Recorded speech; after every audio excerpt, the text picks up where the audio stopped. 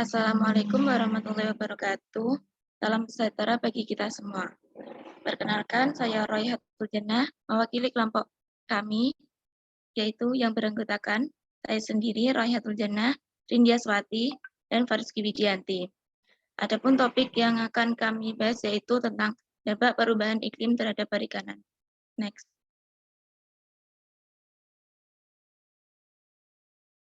Dalam video yang pertama, yaitu membahas tentang peran perikanan dalam ketahanan pangan. Ketahanan pangan merupakan suatu kondisi di mana semua kebutuhan pangan terpenuhi, mulai dari makanan yang bergizi, terjangkau, dan memiliki mutu yang baik. Data dari PBB menunjukkan bahwa ada kemajuan ketahanan pangan di dunia. Namun, dalam beberapa tahun terakhir masih banyak masyarakat yang mengalami kelaparan, yaitu sekitar 800 juta orang di dunia.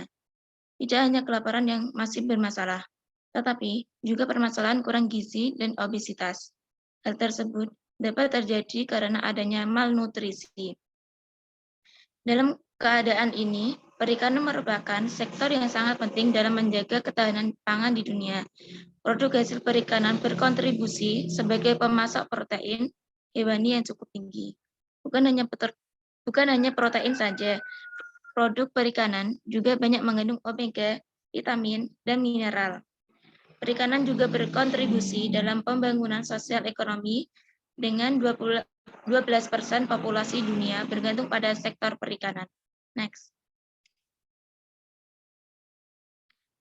Tujuan dari FAO sendiri yaitu untuk meningkatkan ketahanan pangan. FAO ikut berperan serta dalam hal ini. Yang dilakukan oleh FAO sendiri adalah berperan dalam memberantas kelaparan, berperan dalam memberantas kemiskinan, dan mempromosikan pemanfaatan sumber daya alam yang berkelanjutan dengan menerapkan konsep ekonomi biru. Konsep ekonomi biru ini merupakan suatu gagasan yang sangat penting dalam membangun perekonomian pada sektor perikanan yang berkelanjutan. Next.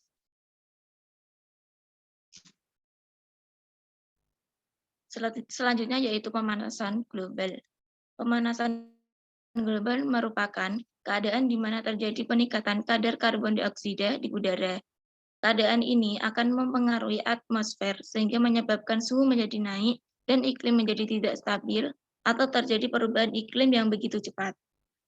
Diperkirakan pada tahun 2050, air laut akan naik setinggi 40 cm terhadap nilai relatif tahun 2000. Akibatnya akan ada pemanasan global. Selanjutnya akan dipresentasikan oleh teman saya. Kemudian ada dampak perubahan iklim terhadap perikanan. Menurut IPCC, perubahan iklim akan berdampak pada seluruh sektor di dunia, yaitu dapat menyebabkan resiko terhadap kesehatan manusia, ketahanan pangan, serta pembangunan ekonomi. Dalam bidang agrikultur dan perikanan, iklim merupakan suatu komponen yang sangat penting dalam berlangsungnya kegiatan tersebut. Adanya perubahan iklim akan berimbas pada sektor-sektor ini. Dampak dari perubahan iklim adalah terjadinya kenaikan permukaan air laut dan curah hujan yang tidak stabil akibat adanya pemanasan global.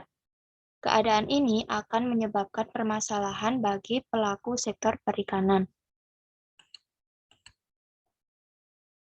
Dampak yang terjadi pada sektor perikanan dan kelautan adalah sebagai berikut. Yang pertama, yaitu terjadinya pemutihan karang atau coral bleaching di laut. Penyebab masalah ini adalah suhu yang tidak normal dan tidak stabil, dan lama-kelamaan akan memutih. Permasalahan ini akan berdampak yang cukup besar bagi ekosistem laut, di mana organisme di sekitaran karang ini akan mengalami kematian. Kemudian, yang kedua adalah pola persebaran ikan menjadi berubah. Dengan adanya perubahan iklim, maka ikan akan membuat pola migrasi yang berbeda ketika di cuaca normal. Perubahan pola migrasi ini menyebabkan nelayan merasa kesulitan dalam penangkapan ikan, sehingga akan menyebabkan produksi ikan menurun. Kemudian yang terakhir adalah pemanasan global dan pengasaman laut dapat menimbulkan masalah bagi daerah kutub yang akan mencair dan berdampak pada perikanan. Kemudian, solusi dan adaptasi terhadap masalah perubahan iklim. Adanya permasalahan-permasalahan perikanan akibat perubahan iklim yang terjadi jika dibiarkan terus-menerus akan menyebabkan keadaan semakin parah. Oleh karena itu, dilakukan mitigasi dan adaptasi dengan melakukan hal berikut.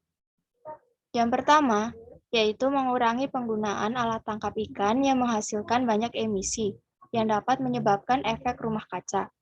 Yang kedua, yaitu mengelola pakan ikan dengan baik pada sektor perikanan budidaya atau aquaculture. Yang ketiga, yaitu melakukan pelatihan untuk penganekaragaman alat tangkap nelayan agar dapat beradaptasi dengan keadaan yang tidak menentu.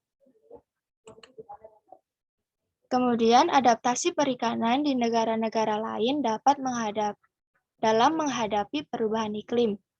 Yang pertama yaitu negara Cina. Cina memprediksi bahwa pada tahun 2050 akan terjadi penurunan hasil tangkapan ikan sebesar 3%, namun permintaan akan terus naik dari tahun ke tahun. Yang kedua yaitu Palau. Dengan melakukan uji eksperimen dengan menggunakan bahan alami yaitu varietas talas yang memiliki sifat toleran terhadap garam.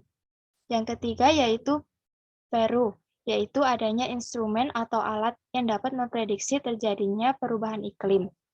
Yang keempat ada Seychelles, yang melakukan proyek adopsi perubahan iklim yang berbasis ekosistem. Yang kelima, yaitu ada negara Malawi dengan mengurangi kerugian pasca panen dengan melakukan pengasapan agar dapat mengawetkan ikan dan mengurangi kerugian. Yang keenam, ada negara Bangladesh dengan melakukan eksperimen menarik, yaitu membuat kolam buatan saat banjir.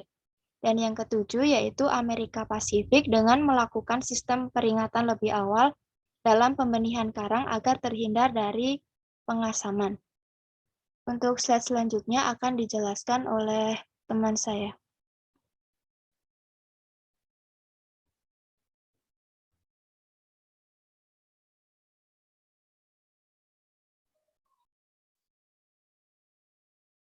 Baik, selanjutnya video 2 yang membahas pengelolaan perikanan dalam menghadapi perubahan iklim. Ancaman perubahan iklim. Beberapa tahun terakhir, dunia perikanan mengalami ancaman perubahan iklim. Adanya perubahan iklim maka akan menyebabkan laut menyerap 90% panas tambahan yang dihasilkan oleh pemanasan global.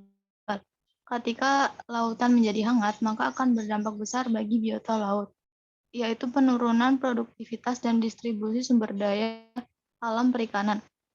50% ikan yang berada di dasar perairan akan terancam dengan adanya perubahan iklim ini. Tantangan terbesarnya yaitu kenaikan suhu air laut, debit air yang berubah, dan munculnya patogen. Kemudian video ketiga membahas iklim yang mempengaruhi lautan yang luas.